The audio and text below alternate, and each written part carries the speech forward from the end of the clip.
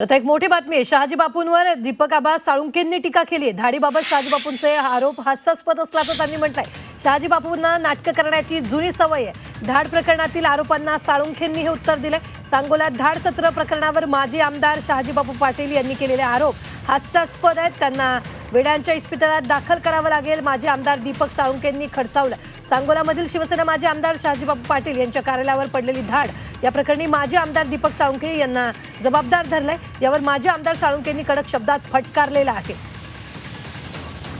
सोलापूर जिल्ह्यातील सांगोला नगरपालिकेची निवडणूक भलतीच चर्चेत आलेली आहे।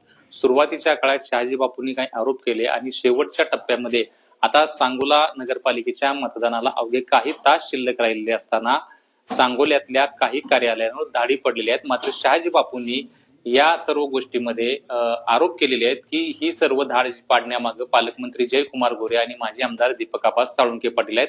दीपक आबा आपल्या सोबत आहेत। आबा, काय शहाजी बापूंनी केलेला आरोप आपल्याला पटतोय का? शहाजी बापूंनी केलेला आरोप हा अंदाज खोटा आहे।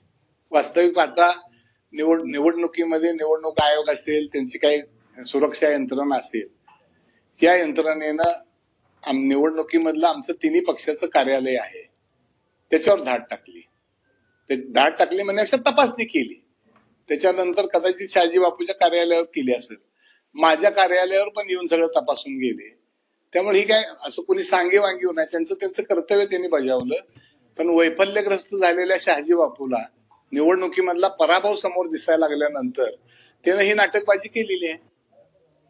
विधानसभेच्या निवडणुकीला पराभव झाला तेव्हापासून बापूचं दुकान बंद झालं।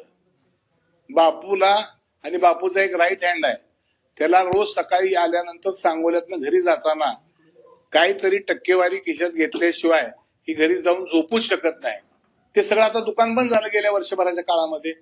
आणि आता उद्याच्या होणाऱ्या निवडणुकीमध्ये राज्याच्या मुख्यमंत्र्याची अतिशय यशस्वी सभा सांगोल्याला झाली आणि त्या सभेचं साधारण अंदाज आला आणि आमच्याही प्रचाराचा आम्ही एवढ्या त्या टप्प्यात होतो आणि तालुक्यातल्या आणि शहरातल्या जनतेचा विश्वास मी असेल, आमदार बाबासाहेब असतील, त्याच्याबरोबर भारतीय जनता पक्षाची मंडळी असतील आणि आपल्या जिल्ह्याचे कर्तव्यदक्ष पालकमंत्री माननीय जयकुमार भाऊ गोरे ह्या सगळ्या मंडळींनी विकासाच्या दिशेला एक वर्षभराच्या काळात चालना दिलेली आहे।